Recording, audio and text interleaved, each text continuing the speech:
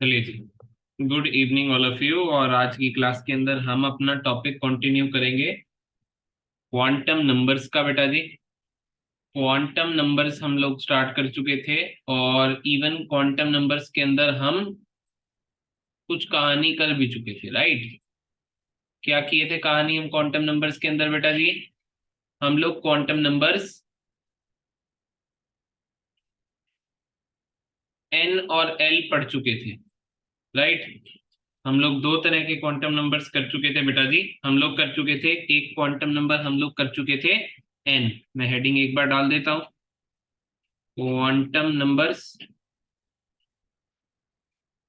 Quantum numbers के अंदर अपन लोग ऑलरेडी दो क्वांटम नंबर्स कर चुके थे। एक कर चुके थे क्वांटम नंबर एन, जिसका नाम था बेटा principal quantum number. Principal quantum number आप लोगों को एनर्जी के बारे में जानकारी देता था, शेल्स के बारे में इंफॉर्मेशन देता था, टोटल नंबर ऑफ इलेक्ट्रॉन्स निकालने का फॉर्मूला 2n² बताया था, नंबर ऑफ ऑर्बिटल्स निकालने का तरीका n² बताया था। तो काफी इंपॉर्टेंट जानकारी दे चुका था और हम इसको ऑलरेडी पढ़ चुके थे। क्वांटम नंबर्स चार तरह के नंबर हैं, n, l, m और s, जिसके अंदर से हम n भी पढ़ चुके हैं और l भी पढ़ चुके हैं। l क्या पढ़ा बेटा अपन लोगों ने?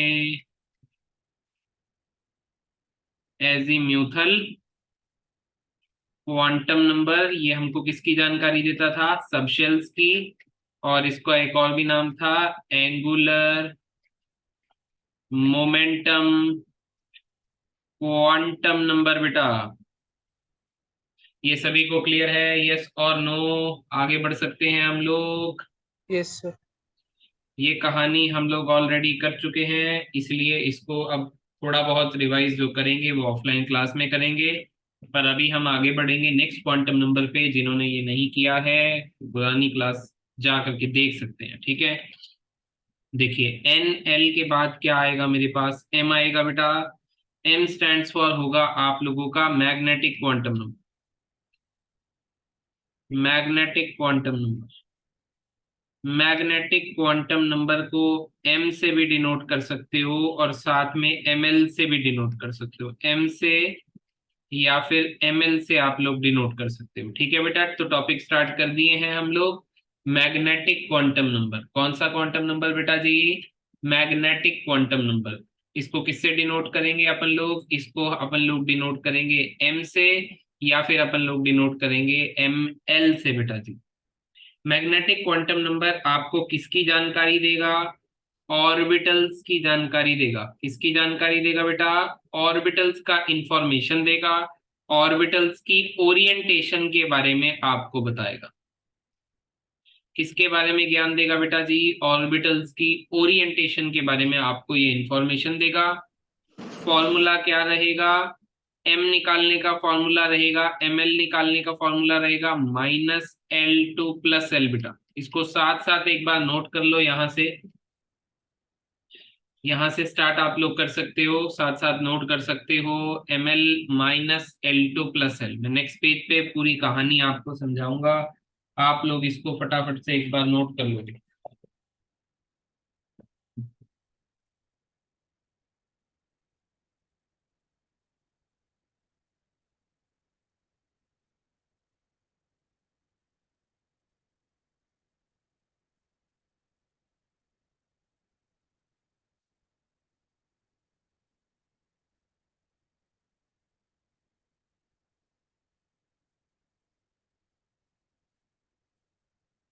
ठीक है बेटा, डन हो गया। आगे बढ़ते हैं। अब ऑर्बिटल्स की ओरिएंटेशन का मतलब नंबर ऑफ ऑर्बिटल्स ही लगा लें आप, ठीक है। अगर मैं बोलता हूं मैं ऑर्बिटल की ओरिएंटेशन पता कर रहा हूं तो आप ऐसा समझ लो कि नंबर ऑफ ऑर्बिटल्स ही पता करना चाह रहा है और कुछ नहीं, ठीक है। अभी ऑर्बिटल क्या थे? डेफिनेशन ऑर्बिटल की क्या थी? ऐसी जगह एटम के अंदर या शेल के अंदर, ऐसी जगह जहां पे इलेक्ट्रॉन के होने की प्रोबेबिलिटी मोर देन 95% थी। वो थे हमारे क्या बेटा जी? वो थे हमारे ऑर्बिटल्स। ऑर्बिटल्स का डेफिनेशन क्लियर है सभी को, राइट। तो हम वही अब उसके नंबर पता करेंगे कि किस शेल में कितने ऑर्बिटल होंगे। बस यही आप लगा लीजिए कि फाइंड आउट करने का तरीका। एक बार दोबारा लिख देते हैं। ml निकालने का तरीका -L2 + L रहेगा बेटा। L की सबसे छोटी वैल्यू बताएंगे आप लोग, L की सबसे छोटी वैल्यू 0। अरे L 0 भी था जिसको आपने S बुलाया था कि नहीं बुलाया था, बुलाया था। अब आप इसके लिए क्या पता करना चाहते हैं, अब आप ml पता करना चाहते हैं, यानी कि तीसरा क्वांटम नंबर, इसका नाम है मैग्नेटिक क्वांटम नंबर। ठीक है, आप लोग ये कहानी को पता करना चाहते हैं तो -L2 + L लगाएं। अब अगर आप लोग -L2 + L लगाओगे तो -0 से +0 क्या होएगा बेटा, 0 ही तो होगा। तो 0 भी अपने आप में यहाँ अगेन एक नंबर है, तो ml की वैल्यू क्या आ गई है, 0। अब आप लोग बताएं मुझे कि अगर मैं L को 1 डाल दूं तो वैल्यूज क्या क्या आएंगी, -1 2 +1 बेटा, इस इधर डालें, L की वैल्यू को ऊपर डालें, -1 2 +1, तो वैल्यू क्या आएगी, -1 0 +1। मिलन, ये क्लियर है बेटा बात, यस और नो?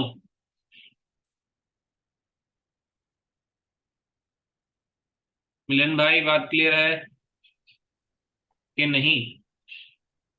ओके, ठीक है। उन्नति क्लियर है बेटा, यस और नो?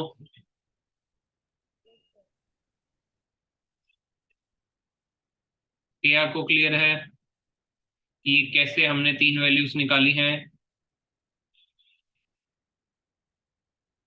बेटा लास्ट पेज PDF भेज दूंगा, एक बार वहां से देखियो, ठीक है? चलो देखो भाई, L की वैल्यू को अगर आप 2 डालोगे तो आपके पास कितनी वैल्यूज आएंगी, आपके पास अगेन -2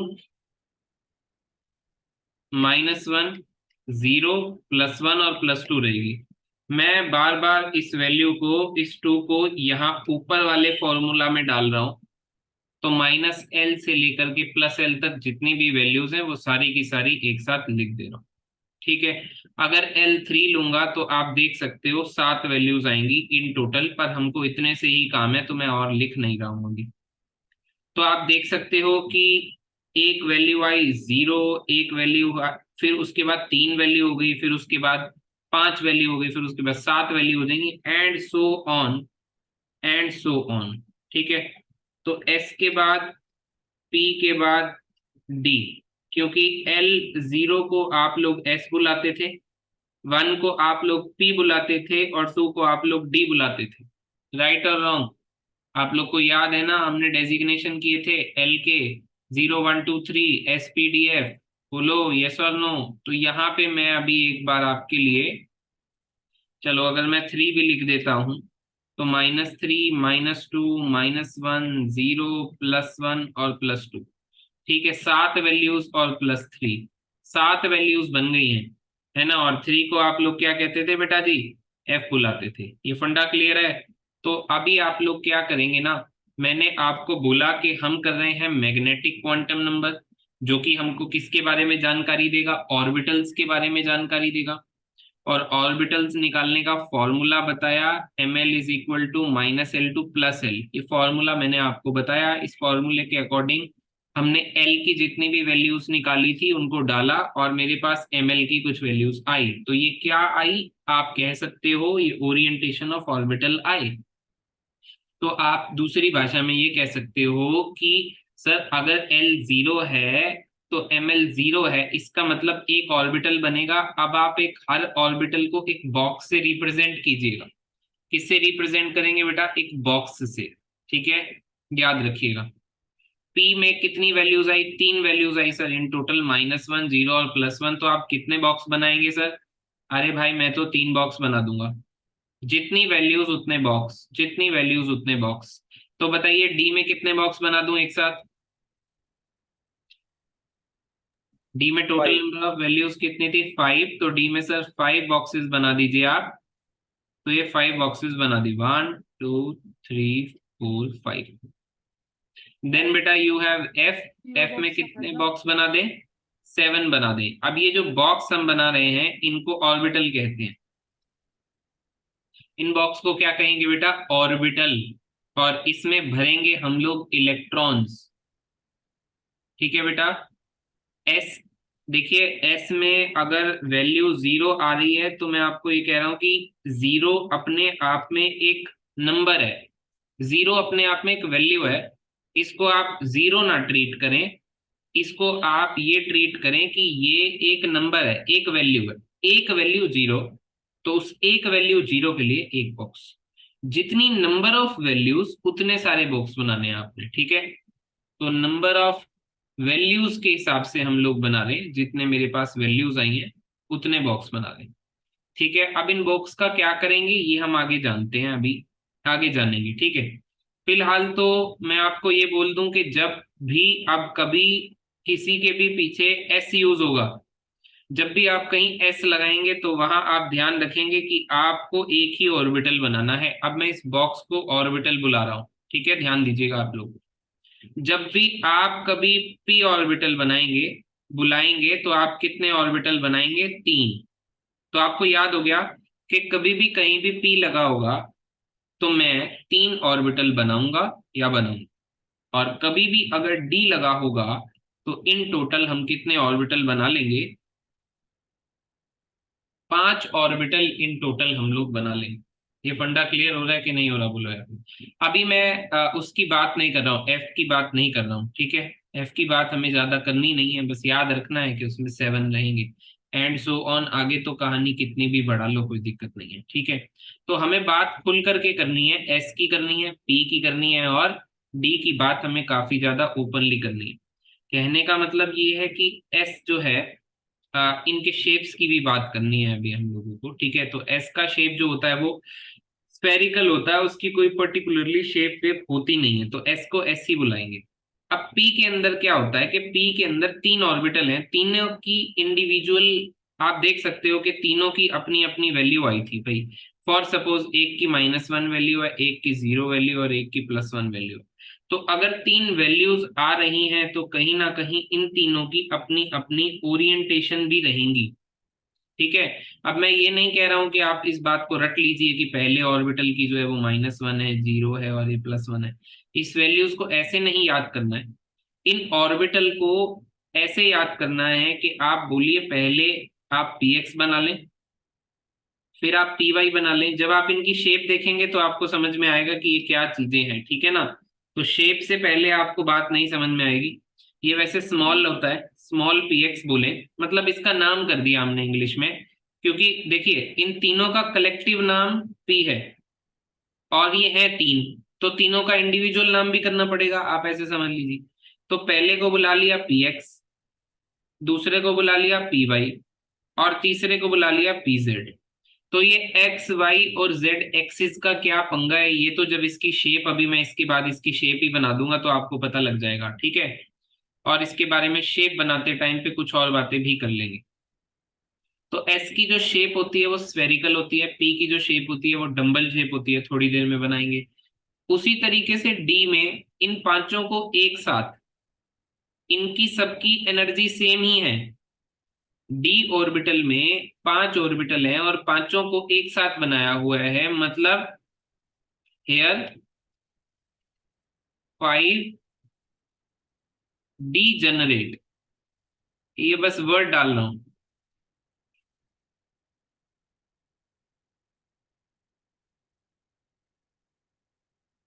डी जनरेट का मतलब होगा सेम एनर्जी वाले, ठीक है, विद सेम एनर्जी वाले पांच ऑर्बिटल प्रेजेंट है, किसमें? डी ऑर्बिटल में, है ना। पर इनका इंडिविजुअल भी तो सर कोई आइडेंटिटी होगी। इंडिविजुअल आइडेंटिटी का मतलब ये है कि सर देखिए जब आपने बोला था तो इन सबके ये नंबर दे दिए आपने पांच, तो अब इसका मतलब हर एक ऑर्बिटल दूसरे से अलग है कहीं ना कहीं, हाँ अलग है, तो आप उनका अलग नाम बताइए। तो देखिए इसको डी एक्स वाई बुला लेते हैं पहले वाले, फिर सेकंड वाले का नाम डी वाई जेड बुला लेंगे, थर्ड वाले का नाम डी जेड एक्स बुला लेंगे, फोर्थ वाले को डी एक्स स्क्वायर -y² बुला लो, और लास्ट वाले को डी जेड स्क्वायर बुला लो। ये इनके नाम है।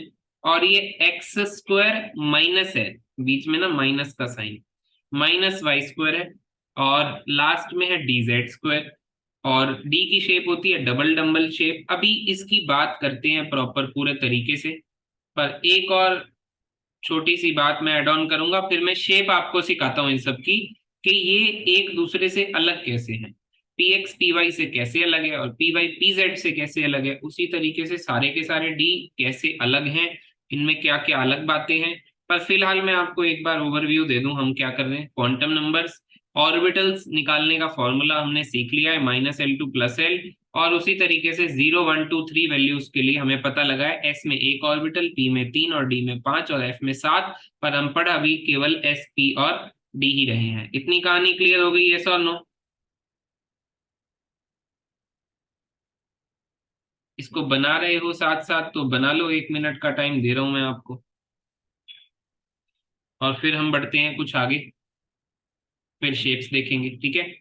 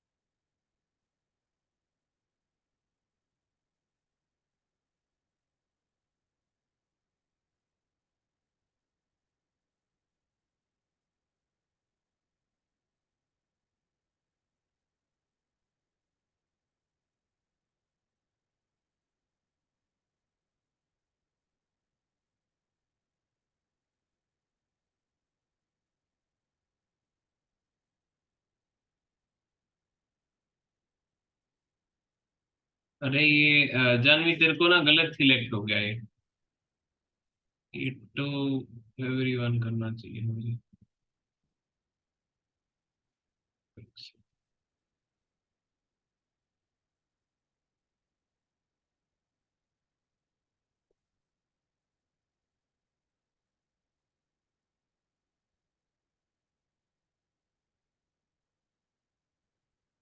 चलो देखो भाई आगे एक बार, आगे और कहानी करते हैं बेटा। चलो देखो ये, अब कहानी ऐसे है बेटा, अगर आपने ये बना लिया है तो अब ये नंबर जो दिए हैं हमने यहाँ पे, जैसे -1 दिया है, 0 दिया है और +1 दिया है, ये नंबर जो है वो -1 किसके लिए यूज किया है? क्या आपने पी एक्स के लिए यूज किया है, कि आपने पी जेड के लिए यूज किया है, या पी वाई के लिए यूज किया है? इसको एक बार नोट डाउन कर लो और इसको याद कर लेना, ठीक है? बाकी इसका कोई लॉजिक ज्यादा है नहीं, मैं आपको बता दूंगा क्वेश्चन किस टाइप से आता है, आप वो बस याद कर लेना, ठीक है? तो ऐसा है कि नेक्स्ट पेज पे आ रहे हैं पहले, ठीक है? और आपको पी सबशेल की अगर मैं बात करूं तो मेरे पास तीन है, पी एक्स है, पी वाई है और मेरे पास है बेटा पी जेड, ठीक है? तो value of M, mathematical value of M क्या रहेगी पी एक्स के लिए? देखिए +1 भी रह सकती है और -1 भी रह सकती है, पी जेड के लिए भी +1 और -1 रह सकती है, पर पी जेड के लिए 0 रहेगी। तो आपको अगर कभी भी क्वेश्चन बनेगा कि पी जेड की एम एल की वैल्यू क्या है, तो आप हमेशा कहिएगा 0। ये फंडा क्लियर है आपको? और क्वेश्चन कभी आया तो पीजेड पे ही आएगा और उसकी एमएल की वैल्यू क्या रहेगी? 0। ये याद करना पड़ेगा आपको, ठीक है?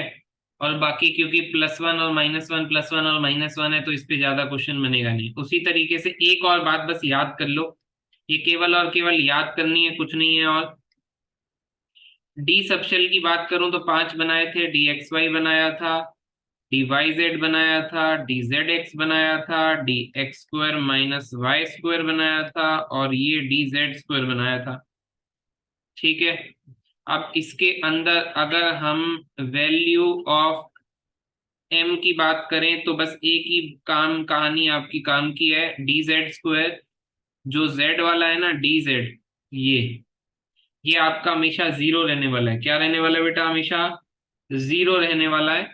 और दूसरा जिसमें जेड है, एक तो ये जेड है जेड एक्स में, एक वाई जेड में, तो ये +-1 और ये +-1 हो सकते हैं, और बाकी के दो +-2 पे आएंगे और ये +-2 पे आएंगे। ठीक है, तो ये इनकी वैल्यूज हो सकती है ml की।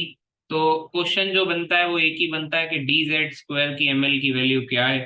तो आपको अगेन कहना है कि 0 है। ठीक है, अगर कुछ पूछा जाएगा तो यही पूछा जाएगा, अदरवाइज और कुछ ज्यादा पूछा नहीं जाएगा। कुछ कहानी क्लियर हो रही है?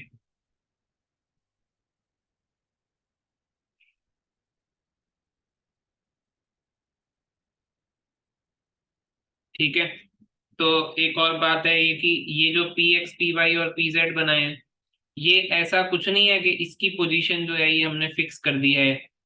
ठीक है, ये सारे डी जनरेट है, इन सब की एनर्जी बराबर है, ये सारे के सारे सेम लेवल पे हैं।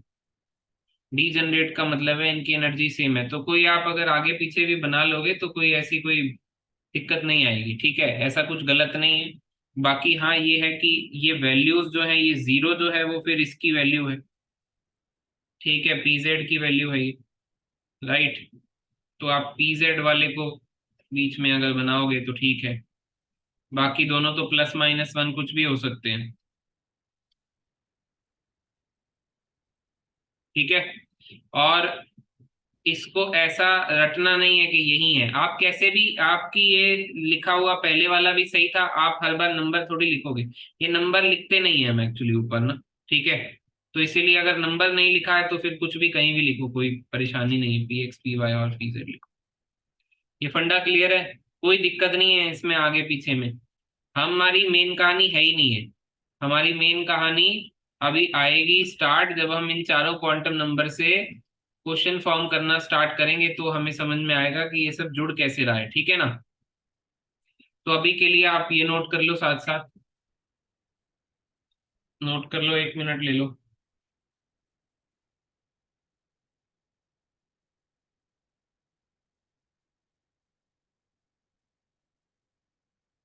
मिलन ज्वाइन नहीं हुआ तेरा बेटा?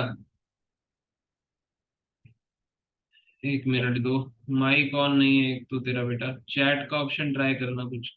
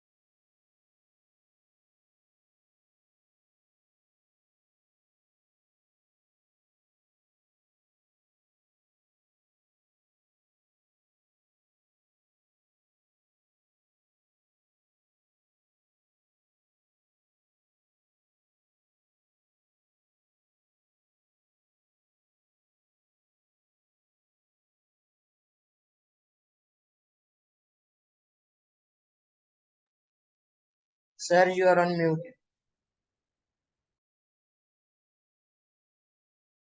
राइट, ठीक है भाई। देखिए भाई, अभी बात करते हैं अपन लोग किसकी बेटा, शेप्स की। और शेप्स की जब हम बात करेंगे तो एस ऑर्बिटल का शेप मैं आपको ऑलरेडी बता चुका था, स्फेरिकल होता है। कैसा शेप होता है? स्फेरिकल। तो स्फेयर हम लोगों ने बना दिया। दूसरा ये है इसमें कि फॉर सपोज आप 1s बना रहे हो, तो अगर आपको 2s बनाना है तो 2s की एनर्जी आपको मैंने बता रखा है, 2s की एनर्जी 1s से क्या होती है बेटा, ज्यादा होती है, इसीलिए उसका साइज बस बड़ा बनेगा, बनेगा वो स्फेरिकली। तो इसीलिए अब हम एक ही टाइप के बनाएंगे, बार बार सेम टाइप के एनर्जी बदल बदल के नहीं बनाएंगे। एस जहां भी आएगा इसका मतलब है वो शेप स्फेरिकल शेप रहेगी। हाँ, साइज बड़ा उसका हो सकता है, जैसे जैसे एनर्जी बड़ी होगी ऑर्बिटल का साइज बड़ा होता चला जाएगा, ये बात आप लोग सीख लीजिए। दूसरा, आपने सर पी के 3 ऑर्बिटल बनाए थे, तो एक बना देते हैं पी एक्स, एक बना देते हैं पी वाई और एक बना देते हैं पी जेड। अगर मैं इस एक्सिस को एक्स मानता हूँ, यूजुअली मैं इसी एक्सिस को एक्स मानता होता हूँ, यस और नो, यस, तो मैं पी एक्स का जो शेप बनाऊंगा वो कुछ इस तरीके से बनाऊंगा, ये पी एक्स का शेप रहेगा बेटा, ठीक है। इसमें प्लस और माइनस आप लोग डाल सकते हैं। ये प्लस और माइनस आप लोगों के जैसे वेव्स के अंदर आपका क्रेस्ट और ट्रफ होता है बेटा, ये वो है, ये कोई चार्जेस नहीं है, तो आप घबराएं ना। ये प्लस और माइनस क्या है, ठीक है ना। ये पी एक्स का शेप है, डंबल शेप है। पी एक्स का शेप कैसा है बेटा, डंबल शेप है। अगर वो एक्स एक्सिस पे है, अगर वो एक्स एक्सिस पे है तो इसका मतलब वो पी एक्स है। अगर वो वाई एक्सिस पे है तो इसका मतलब वो पी वाई है। अब देखिए ऑर्बिटल क्या था, ऑर्बिटल ऐसी जगह थी जहां पे इलेक्ट्रॉन डेंसिटी के होने की प्रोबेबिलिटी क्या होती है, मैक्सिमम होती है। और ऑर्बिटल क्या होते हैं, ऑर्बिटल आप लोगों के ओरिएंटेशन बताते हैं, मतलब इलेक्ट्रॉन की ओरिएंटेशन क्या है, तो कहीं ना कहीं यहाँ पे इनमें इलेक्ट्रॉन डेंसिटी बेटा भरी हुई है।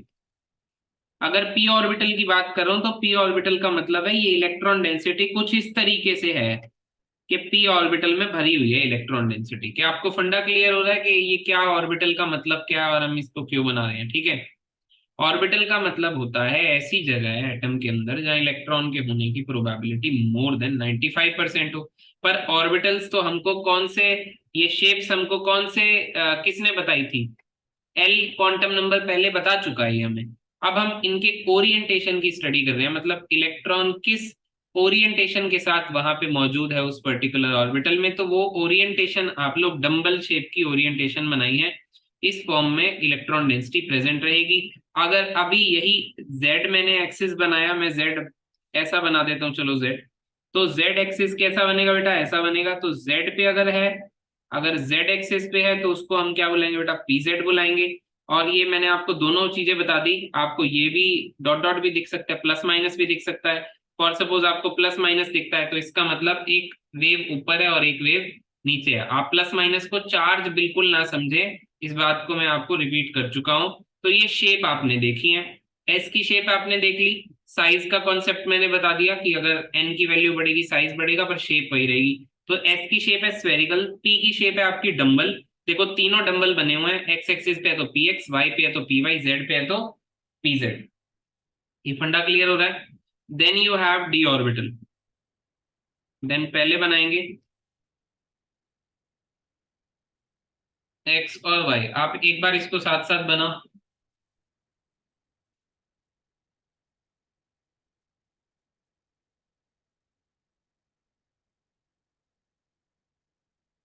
चलो देखो भाई, अगर एक्स और वाई एक्सिस है और मुझे डी एक्स वाई बनाना है तो डबल डंबल बनाने हैं बेटा। डबल डंबल आपके फ्लावर की तरह कुछ दिखेगा आपको, ये फ्लावर आपको दिख रहा है, इसमें कर देते हैं प्लस माइनस प्लस माइनस, ये कुछ नहीं है, इलेक्ट्रॉन डेंसिटी इस फॉर्म में प्रेजेंट है। तो अगर एक्स और वाई के प्लेन में है तो डी एक्स वाई है बेटा। साथ साथ देखो, कुछ लोग अब साथ साथ बना तो रहे होंगे पर आपको एक बार देख लेना चाहिए मेरे हिसाब से, तो ठीक है ना। साथ साथ बना लेना, उसकी मना नहीं है, पर आप लोग देख लो कि ये हो क्या रहा है, चल क्या रहा है। तो एक्स वाई है, एक्स वाई के साथ अगर मैं वाई और जेड, एक्सिस तो देखो तीनों आपस में परपेंडिकुलर होती हैं, तो मैंने इसको वाई और जेड बना दिया आप अपनी मर्जी से। तो ये इलेक्ट्रॉन डेंसिटी अगर इस तरीके से प्रेजेंट है, देखिए अगर मैं आपको इलेक्ट्रॉन डेंसिटी दिखाना चाहूँ तो ये इलेक्ट्रॉन डेंसिटी इस ओरिएंटेशन, ये है इलेक्ट्रॉन डेंसिटी की। तो अगर ऐसा ओरिएंटेशन अगर इलेक्ट्रॉन डेंसिटी बना रही है तो वो मतलब ऑर्बिटल कौन सा है, डी ऑर्बिटल है। और डी का कौन सा है, अगर वो वाई और जेड के प्लेन में है तो क्या है बेटा उसका नाम, D Y Z. Then you have D Z X. बिल्कुल ऐसा ही, अगर एक्स और जेड एक्सिस के प्लेन में है तो क्या हो जाएगा बेटा, वो डी जेड एक्स। तो ये प्लस माइनस डाल देते हैं, इजी है डालना। ठीक है, एक प्लस एक माइनस इस तरीके से शो कर सकते हैं, या इस तरीके से, दोनों तरीकों से आप शो कर सकते हो, पर एक्स और जेड के प्लेन वाला डी जेड एक्स है ना। देन वी हैव ये एक्स, ये Y. Then we have D X square minus Y square.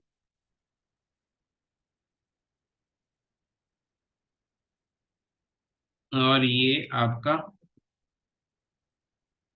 आप देख सकते हो ये थोड़े मोटे लोब्स मैंने बनाए हैं, और ये एक्सिस के ऊपर है, ऑब्वियसली ये अलग है, इसका नाम है D X square minus Y square. तो डी एक्स वाई प्लेन के अंदर है, और D X square minus Y square axis के ऊपर है, ये आप क्लियरली देख सकते हो। ये शेप है आपकी किसकी, D X square minus Y square की। देन अपने पास लास्ट एक डी जेड स्क्वायर बचता है, तो उसको ऐसे बना लेते हैं अपन लोग।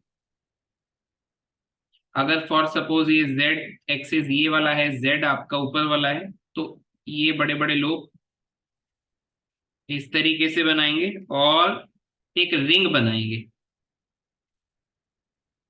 ठीक है, रिंग के अंदर आप माइनस का साइन दिखा सकते हो, और रिंग के, ठीक है, इस तरीके से माइनस का साइन दिखाना है तो आप दिखा सकते हो। तो ये बेटा इसका नाम है डी जेड स्क्वायर।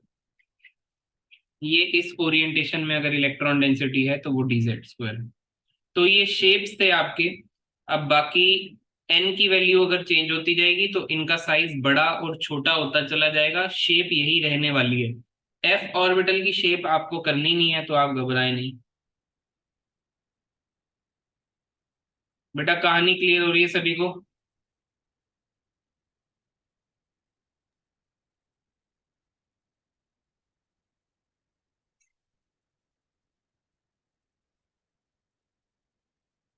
ठीक है, तो ये शेप बना लो। संयम क्लियर है बेटा? जानवी बोलो बच्चे।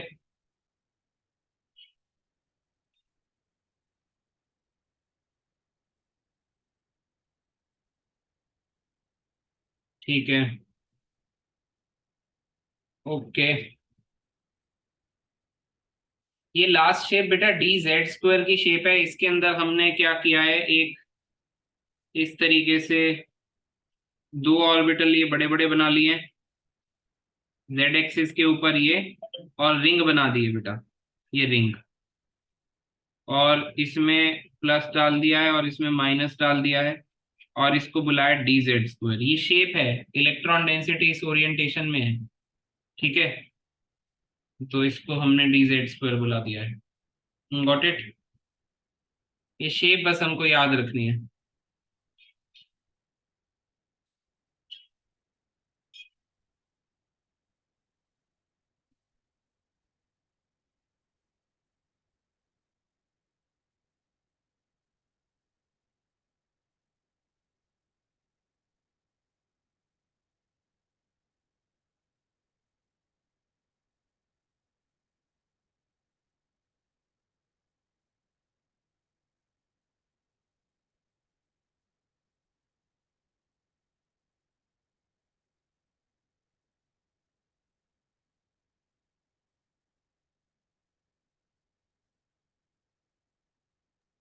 सर हाँ बेटा बोलो, बोलो बोलो बेटा।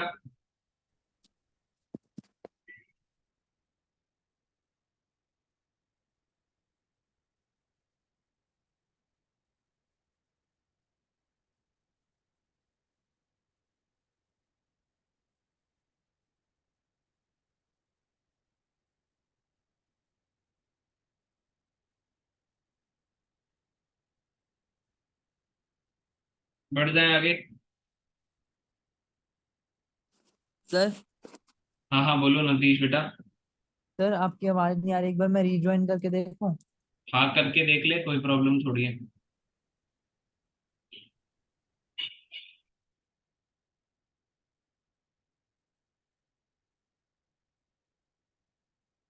नेटवर्क का थोड़ा सा ना आज चल रहा है मेरे यहाँ पे भी इशू, पता नहीं आप लोग को प्रॉब्लम आ रही है कि नहीं आ रही है, आई डोंट नो।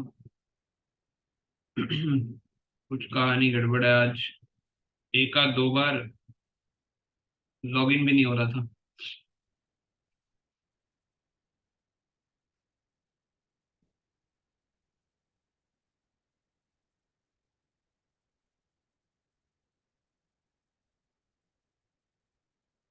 चलो बढ़ जाए आगे।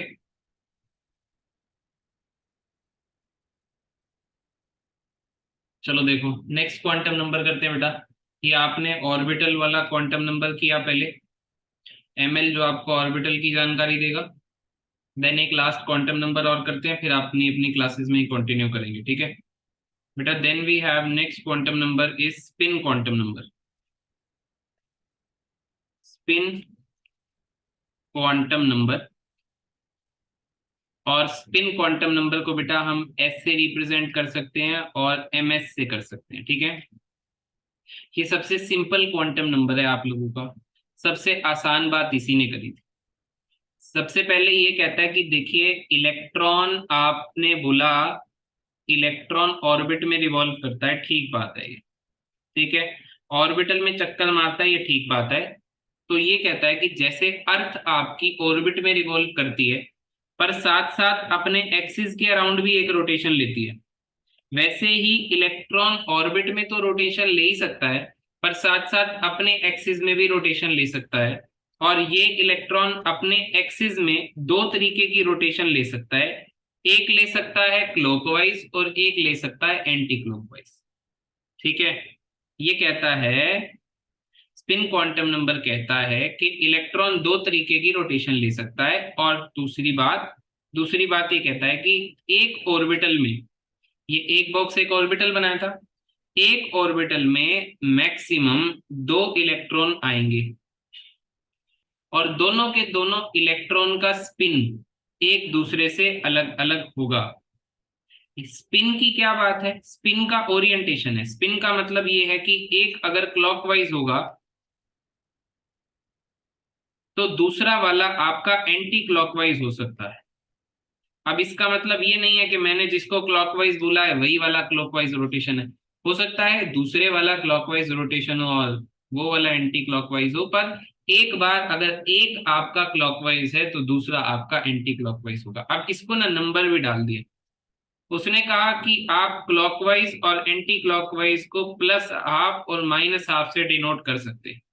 अगर आप क्लॉकवाइज को प्लस हाफ कहते हैं तो एंटी क्लॉकवाइज माइनस हाफ कहिए, अगर आप क्लॉकवाइज को माइनस हाफ कहते हैं तो एंटी क्लॉकवाइज को प्लस हाफ कहिए। कुछ फिक्स नहीं है, पर अगर एक को आपने प्लस हाफ दिया तो दूसरे को माइनस हाफ दे। इससे हमें क्लियर हो जाता है कि प्लस हाफ मतलब एक की एक डायरेक्शन में रोटेशन है और दूसरे की दूसरी डायरेक्शन में रोटेशन है। तो दो मेन बात इसने हमें कही थी। एक बात तो ये कही थी कि एक ऑर्बिटल में कितने इलेक्ट्रॉन आ सकते हैं, मैक्सिमम दो, और दोनों के दोनों का स्पिन ऑपोजिट होना चाहिए। एक अगर प्लस हाफ स्पिन का है तो दूसरा आपका माइनस हाफ स्पिन का होना चाहिए।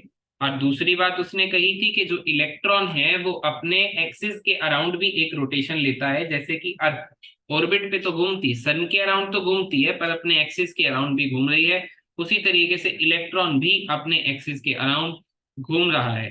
अगर ये अपने एक्सिस के अराउंड घूमेगा तो यहाँ पे आपके पास एंगुलर मोमेंटम भी जनरेट होगा।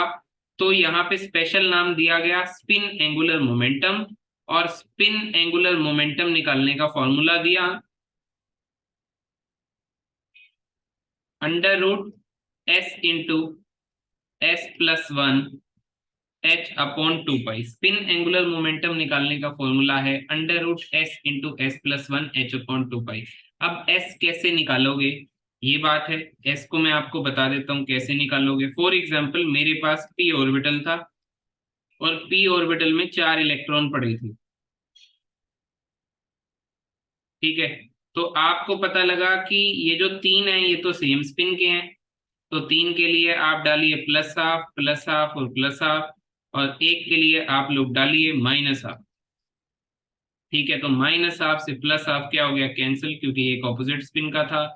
अब प्लस हाफ और प्लस हाफ रह चुकी हैं, तो ये स्पिन आपकी प्लस हाफ और प्लस हाफ 2/2 2/2 1 हो गई है।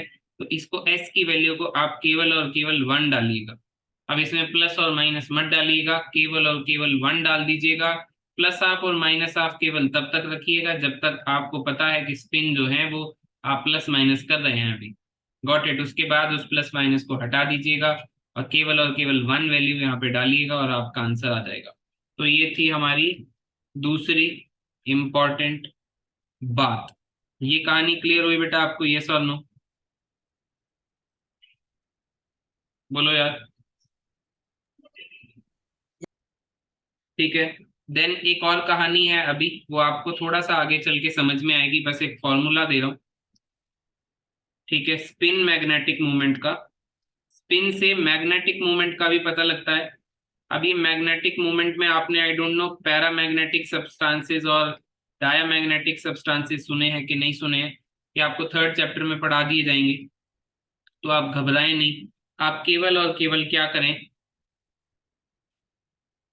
ठीक है, एक फॉर्मूले को याद करें और जब आपकी ऑफलाइन क्लास होगी तो मैं आपको इस पे क्वेश्चन जरूर करवा दूंगा। अभी एक कहानी, बस एक फॉर्मूला दे रहा हूं।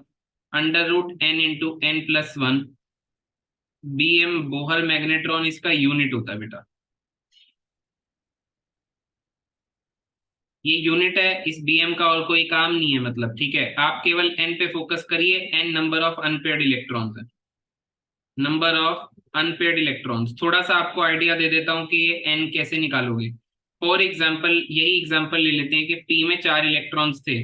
तो आप देखिए, एक ऑर्बिटल में 2 इलेक्ट्रॉन मैंने भर दिए हैं, तो इसका मतलब एक स्पिन से एक स्पिन कैंसिल हो चुका है। ठीक है, अनपेयर्ड इलेक्ट्रॉन का मतलब होता है जिस ऑर्बिटल में इलेक्ट्रॉन अकेला पड़ा है, उसके साथ उसका भाई नहीं है, वो काउंटिंग में आएगा केवल। तो आप बताइए यहाँ पे कितने ऑर्बिटल में एक एक इलेक्ट्रॉन पड़े हैं? तो मुझे दिख रहे हैं 2 ऑर्बिटल में एक एक इलेक्ट्रॉन पड़े हैं, तो यहाँ n की वैल्यू क्या हो जाएगी बेटा? 2 हो जाएगी। और 2 को आप यहाँ पे भरिए और आपकी जो वैल्यू आएगी वो आएगा magnetic movement which is represented by mu. ठीक है, फॉर सपोज मैं आपको कहता हूँ मेरे पास d ऑर्बिटल है और d ऑर्बिटल में जो है वो 3 इलेक्ट्रॉन अनपेयर्ड है, 3 इलेक्ट्रॉन ही है, खाली 3 ही भरे हैं खाली। तो n की वैल्यू कितनी हो जाएगी? 3 हो जाएगी, क्योंकि ये तीनों अनपेयर्ड है। अभी आपके मन में जो सवाल आ रहे होंगे कि हम इन 3 इलेक्ट्रॉन को क्या एक साथ ले सकते हैं, ऐसे ले सकते हैं क्या? तो ये सब सवाल जो है वो आपके नेक्स्ट क्लास में क्लियर होने वाले हैं। अभी के लिए ऐसा बिल्कुल मत सोचिए। अभी के लिए जितना बताया है केवल उतना ही दिमाग में रखिए कि n का मतलब है अनपेयर्ड इलेक्ट्रॉन्स, और अनपेयर्ड इलेक्ट्रॉन्स जो है वो आप, अगर आपको अकेला दिखता है तो आप उसे गिनिए, अदरवाइज मत गिनिए। क्या आपको कहानी क्लियर हो गई? यस और नो? मैं ये PDF आपको भेज दूंगा अभी की अभी, तो आप फिक्र मत करना। सर, हाँ जी।